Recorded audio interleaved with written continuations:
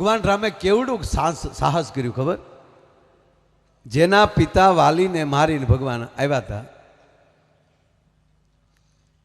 અને એનો દીકરો અંગદ એને મોકલ્યો રાવણ પાસે. રાવણને કદાચ એવું ભગવાને ચેલેન્જ કરી છે કે એના પિતાને માર્યા છે, એ મારી ભેગો છે, એ મને ઓળખી ગયો છે અને એને હું તારી પાસે મોકલું છું, તારામાં તેવડ હોય તો તારા પક્ષમાં લઈ લે. અને રાવણે પ્રયાસ એ જ કર્યો. સાહેબ સાંભળજો, યુવાન મિત્રો બધા બેઠા એટલે આ વાત લઉં છું. અને યુવાન એને જ કહેવાય કે જેનો પ્રવેશ થાય ન ઓળખતા હોય તો પૂછવા જોવે કે આ કોણ છે, આ કોણ આવ્યું, આ ક્યાંથી આવ્યું, એમ નહીં. ધ્યાન દેજો, ઝીણી ઝીણી વાતું છે. આ કોણ આવ્યું, ક્યાં બાત છે. હા, ઘણું આવે છે આ ક્યાંથી આવ્યું, એમ નહીં, એમ નહીં, એમ નહીં. રાવણની કચેરીમાં સાહેબ કોઈથી રાવણથી નજર ન હટાવાય, પણ જેવો અંગતનો પ્રવેશ થયો હાડો હાટ કરતી બધાની નજર રાવણ બાજુથી હટી ગઈ અને અંગત બાજુ જોવા મળી. એટલું નહીં, રાવણ બોલ્યો છે, એ વાનર તું કોણ છો? બોલાઈ ગયું, રાવણને બોલાઈ ગયું. અને ત્યારે અંગત બોલે છે કે સાંભળ મહારાજ, મેં અંગત વાલી કા બેટા.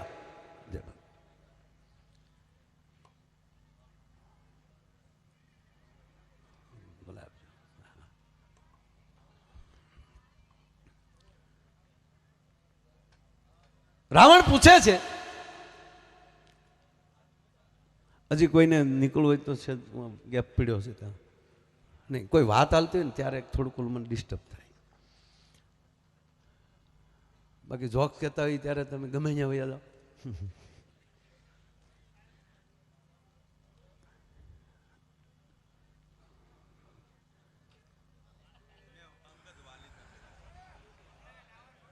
સાવાસ દોસ્ત. અને અમારે એ જોવાનું છે કેટલા બેઠા એ મહત્વ નથી, કોણ કોણ બેઠા એ મહત્વનું છે.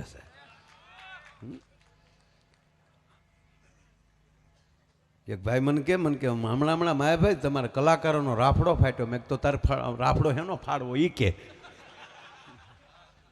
જ્યાં કલા વધી છે એના પોખણા કરવાના હોય કે એની વાતો કરવાની હોય. આ કલાનું સ્ટેજ વધતું જાય છે. અને એમાં કીર્તિભાઈ આવ્યા પછી તો આખું આમ મારા આખું લેવલ વધી ગયું. અમે મરી ગયા 150 રૂપિયામાં ઉતારા ઓરડા મેડીના મોલ ગાય.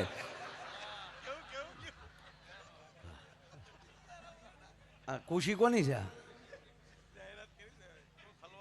ભાઈ કોઈની ચાવી જાય જડી છે, જોતી લઈ જાય છે. સુખદેવભાઈ પાસે લઈ લેજો.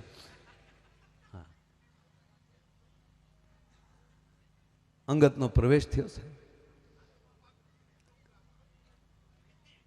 રાવણના મોઢામાં શબ્દ નીકળી ગયો, એ યુવાન તું કોણ છો? અને ત્યારે અંગત બોલે છે, હજી મૂછનો દોરો ફૂટ્યો છે. ત્યારે અંગત બોલે છે, એ લંકેશ, મેં વાનર, મેં અંગદ વાલી કા બેટા. વાલીનું નામ સાંભળ્યું? હવે જેને 100 મહિના બગલમાં રાખ્યો હોય એ ન ઓળખે, પણ રાવણી વૃત્તિ એને કહેવાય કે જેનાથી એને પૃથ્વીના ગોળા ઉપર કેવલ એક ઉપર ભય હતો, એ હતા વાલી.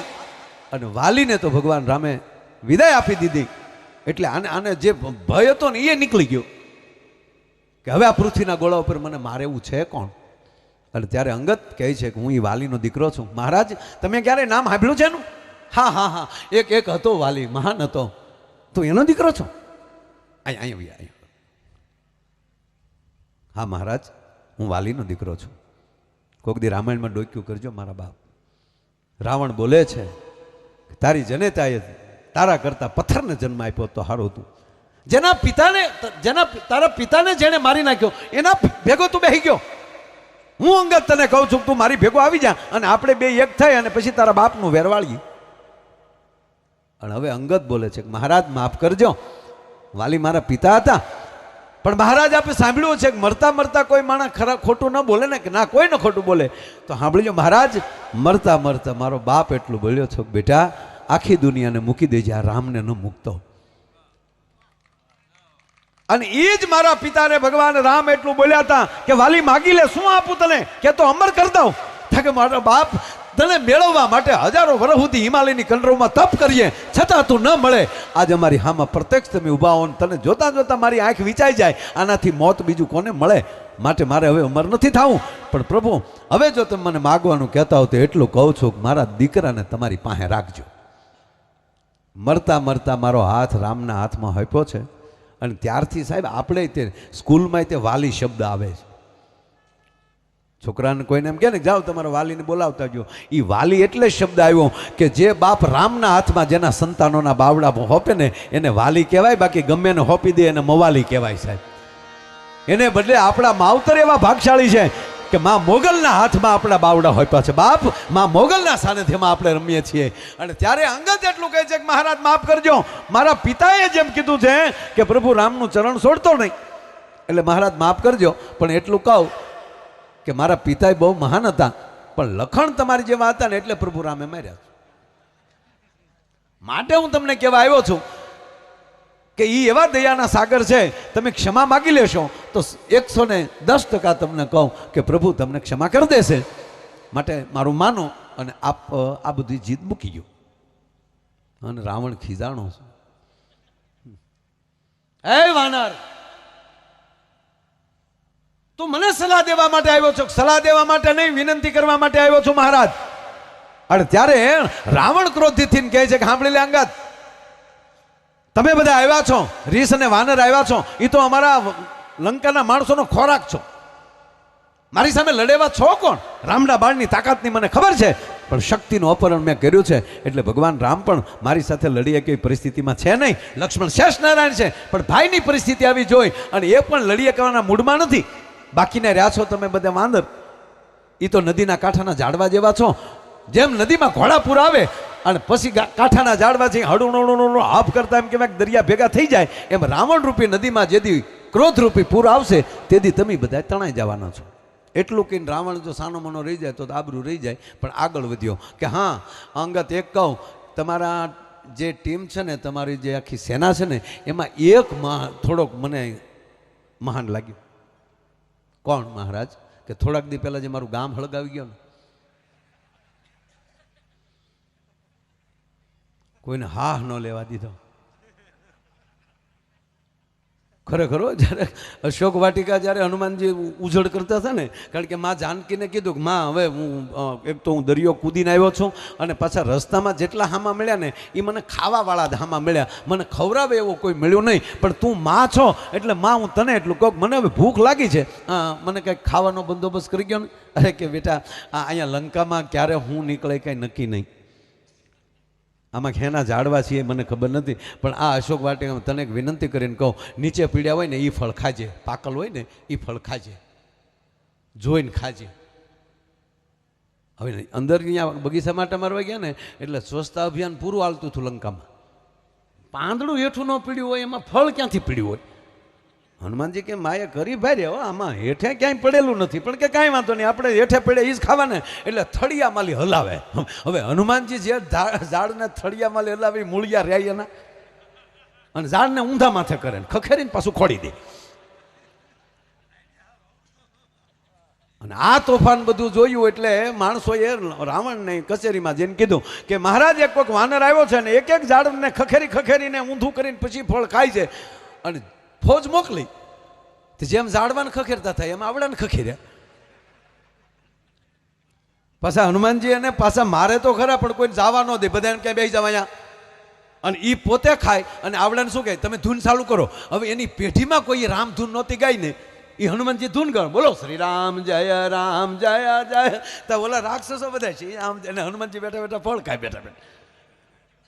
રાવણને થાય કે જે ઓલા આવ્યા નથી, જો તપાસ કરો. એના દીકરા અક્ષયને મોકલ્યો, અક્ષય જાતો બેટા શું કરે છે? એટલે અક્ષય આવ્યો ને તો આ હનુમાનજી મહારાજ ફળ ખાય છે ને ઓલા ધૂન પાછા હનુમાનજી આખું બાંધ. એટલે રાક્ષસ અક્ષય આવીને એને માર્યા કે તમને પકડવા મોકલ્યા, ધૂન ગાવા મોકલ્યા. ઓલા ક્યાં ગાતા નથી, ગવાઈ જાય છે મારથી. એક ઝાડ પકડીને ફેંક્યું ભાઈ. હનુમાનજી મહારાજ બેઠા બેઠા અક્ષયનો ક્ષય થઈ ગયો. જેટલાને મોકલ્યા એ બધાને ધૂન ગાતા કે કરી દીધા મારી લંકામાં. એક હનુમાનજીમાં મને તાકાત દેખાણી. મારા દીકરા અક્ષયનો પણ ક્ષય કર્યો અને બ્રહ્માસ્ત્ર સિવાય બંધાણા નહીં. અને એટલું નહીં અંગદ, એનું પૂછડું કવડું છે એ જે અમારી પાસે માપનું આવ્યું. ગામમાં ઘાસલેટ તેલ કાંઈ રહેવા ન દીધું. જેમ ગોદડા ગાભાન કપડાને વીટવીએ ત્યાં એટલું લાંબુ થાય. હેરીએ સીડ્યું ટ્રાફિકમાં માનતું તો. અને એ કે જેટલાના ઘેરેલી કપડાં ગોદડા ગાડલા તેલ ઘાસલેટ જે વખતે હોય એ જેની ઘેરે આવ્યું ને એની ઘેરે પાછો ભડકો કરી આવ્યો. એક તે વિભીક્ષણની ઘેરેલી નહોતું આવ્યું એટલે વિભીક્ષણનું ઘર બાકી રહેવા દીધું. આપણે તે ગામડામાં જો આ જન્માષ્ટમી કે એવું હોય ને તો પંજરીનો એનો ફાળો કરવા માટે આપણા મહારાજ જાય. એટલે જેની ઘેરેલી પાછો ફાળો આવ્યો ને એની ઘેરે સવારમાં પંજરી પોગાડે. હનુમાનજી એમાં માનતા હતા કે જ્યાંથી ફાળોનો આવ્યો હોય ત્યાં આપણે પ્રસાદી ન અપાય. એટલે વિભીક્ષણના ઘેરેલી કોઈ એવો ફાળો આવેલો નહીં એટલે એનું એક ઘર બાકી રહેવા દીધું. બાકી આખી લંકા હળગાવી નાખી. અને હવે અંગત એટલું કહે છે કે મહારાજ હવે મને એવું લાગે છે કે તમારી બુદ્ધિ બેન્ડ મારી ગઈ છે. કે કેમ? આપ પણ વેદના ગાનારા છો. આપના મુખેલી હનુમાનજીના વખાણ થઈ ગયા એટલે જમદડ જાંબુવાંદ યંગદ નલ સુગ્રીવ ના રહ્યા પણ હજ લગ હનુમાન તું તો કાયમ બેઠો કાગડા. અમારો બાપ હનુમાન હવે કાયમ થપાઈ ગયો છે કારણ કે તમે પણ વેદના ગાનારા છો અને શિવના એકલોતા શિષ્ય છો. આપના મુખેલી વખાણ થયા એટલે અમારો હનુમાન છે એ પણ 11મો રુદ્ર છે એને કોટી કોટી પ્રણામ કરું. પણ મહારાજ હવે વાત રહી તાકાત નહીં કે જો તમને હનુમાનજી જ જો મહાન દેખાણા હોય તાકાતમાં તો સાંભળી લો મહારાજ હું વાલીનો દીકરો છું. મને એવું લાગે કે તારી સામું બાધે કોણ હવે? તારી સામે જો આ વાત કરું છું યુવાન મિત્રો કે 21 વર્ષનો યુવાન પરદેશમાં જઈ અને લંકાની કચેરીમાં રાવણ સામે જો આવી ચેલેન્જ કરી શકતો હોય એ ભારત વર્ષનો સંતાન છે. આપણા વરરાજો થાય ને આપણે એને સાફા બાંધીએ અને તલવાર આપીએ અને એના ગીત ગાઈએ. હમણાં મને ઇન્ટરવ્યુમાં પૂછ્યું એક જણાય મને કે આવું વરરાજાને ઘોડો ને એવું શું કામ આપે? હું કહું તમને શું લાગે? તો એ કે અમને એવું લાગે કે મોકો આપે. સટકેશ ના એને રાજા એ માટે બનાવવા અમને વાતે સાચી ને. એને જો પોતાના ઘરે ફૂલેકું ચડે ગામમાં એમ કહેવાય ઘોડા ઉપર બેહાડ્યો હોય દીકરીઓએ ગીત ગાયા હોય એ ગીત એ ભીતુએ સાંભળ્યા હોય અને જે જગ્યાએ પણવા જાય ન્યાય માંડવા સુધી અને ઘોડા ઉપર બેસાડે રાજા બને આપણે સાફો બાંધે. એનું કારણ એટલું જ કે એ પ્રસંગ પત્યા પછી એ દીકરો એ બજારે નીકળે ને ત્યારે એને ખબર પડે કે આ બજારે મને વરરાજા તરીકે જોયો છે. આ શેરીઓએ મારા ગીત ગાયા છે. હવે આ શેરીમાં મારે કોથળી પી ન નીકળાય. મારે મારી મર્યાદા રાખવી જોઈએ સાહેબ. આપણી જેવી તેવી વાતો નથી સાહેબ આ સંસારની.